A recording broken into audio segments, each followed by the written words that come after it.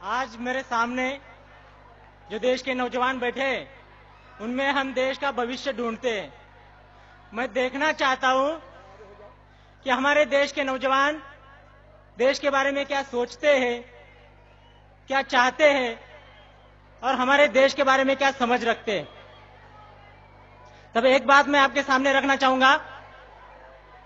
दोस्तों, क्या आपने कभी सोचा है जब संसद पे हमला हुआ वहां पे हमारे जवान नहीं पहुंचने से हमारे संसद का और हमारे देश का क्या होना था? जब ताज होटल पे हमला हुआ वहां पे हमारे जवान जल्द से जल्द नहीं पहुंचने से हमारे देश का क्या होना था? दोस्तों, क्या आपने कभी सोचा है जब पाकिस्तान पैटर्न टैंक लेके हिंदुस्तान के ऊपर आक्रमण कर रहा था तब हमारा अब्दुल हमीद नाम का जवान अपना सीना चौड़ा करके सरहद की रक्षा कर रहा था और रक्षा करते समय उसने पाकिस्तान के 7 पैटर्न टैंक उड़ाए थे। अगर वही पाकिस्तान के 7 पैटर्न टैंक हिंदुस्तान के अंदर घुसने से हमारे देश का क्या होना था? आपने कभी सोचा है? पाकिस्तान जम्मू कश्मीर के ऊपर आक्रमण करते हुए हमारे श्रीनगर तक पहुंचा था, तब हमारे मेजर सोमनाथ शर्मा ने अपनी सेना के साथ पाकिस्तान की सेना को जम्मू कश्मीर की सरहद के पार खदेड़ दिया था, पाकिस्तान की सेना को सरहद पार भेज दिया था। अगर वही मेजर सोमनाथ शर्मा नहीं होने से क्या आज हमारा जम्मू कश्मीर हमारे देश का हिस्सा होना था? क्या आपने कभी सोचा है जब पाकिस्तान ने करगिल के ऊपर आक्रमण किया था तब हमारे हजारों जवानों ने बलिदान देके करगिल के ऊपर तिरंगा लहराया था, वही हमारे जवानों ने बलिदान नहीं देने से क्या करगिल हमारे देश का हिस्सा होना था? दोस्तों, आपने कभी सोचा है?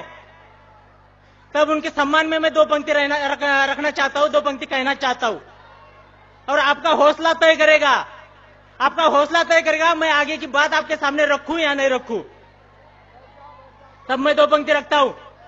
जिनके गर्म लहू के छींटे साहस की तहरीक बने, जिनके गर्म लहू के छींटे साहस की तहरीक बने, उनके जीते जी लोकतंत्र के मंदिर की प्राचीर बने, जिनके जीते जी लोकतंत्र के मंदिर की प्राचीर बने।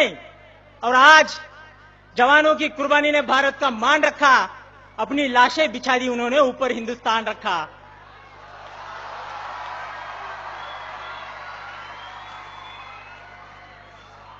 दोस्तों, मैं ये सोचता हूं, मैं ये मानता हूं कि हम बहुत भोले हैं। क्या आप ये सोचते हैं? हम बहुत भोले हैं इसलिए कि हम देश को महफूज रखने के लिए, देश की हिफाजत करने के लिए हम आतंकवाद से लड़ते रहे, देश की सुरक्षा करने के लिए हम माओवाद से लड़ते रहे, नक्सलवाद से लड़ते रहे, लेकिन हमें पता ही नहीं चला कि हमारे लिए, देश के लिए सबसे ज्यादा खतरा उन आतंकवादियों से नहीं, उन नक्सलवादियों से नहीं, हमारे देश के लिए सबसे ज्यादा खतरा उन गद्दारों से है, उन देशद्रोहियों से है जो भारत मुर्दाबाद के नारे लगाते हैं, जो हमारे देश में रहते हुए भी तिरंगे को जलाते हैं। कोई बोलता है अफजल हम शर्मिंदा है, तेरे कातिल जिंदा है। बुरा इस बात का नहीं लगता दोस्तों, लेकिन बुरा इस बात का लगता है ऐसी बात करने वालों के पीछे हमारे देश में हजारों लाखों लोग खड़े हो जाते हैं, तब बुरा लगता है। मुंबई हमले का मास्टरमाइंड याकूब मेनन को फांसी की सजा सुनाई दी। जब उसे फांसी की सजा सुनाई दी उसमें कोई बुराई नहीं, लेकिन बुरा तब लगता है जब आतंकवादियों के जनाजे में हमारे देश के लाखों लोग जनसैलाब उमड़ पड़ता है, तब बुरा लगता है। दोस्तों, हमारे देश की सरहद की रक्षा के लिए हमारे जवान हर दिन शहीद होते हैं, लेकिन तब हमारे देश के अंदर कहीं आवाज नहीं उठती।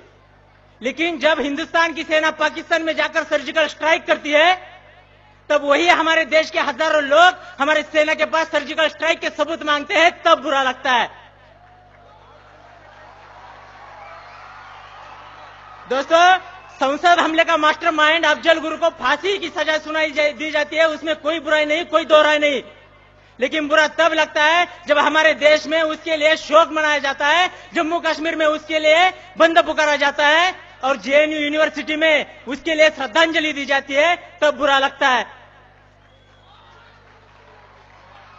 दोस्तों, और कोई हमें सिखाने की बात करता है कि वंदे मातरम बोलना संविधान में कहां लिखा है, राष्ट्रगान के लिए खड़ा होना संविधान में कहां लिखा है। उनको मैं बताना चाहता हूं, संविधान में चड्डी पहनना कहां लिखा है? फिर भी तो आप पहनते हो। कोई बोलता है हम भारत माता की जय नहीं बोलेंगे, मैं उनको चेतावनी देना चाहता हूं, अगर इस देश में रहना होगा भारत माता की जय कहना होगा।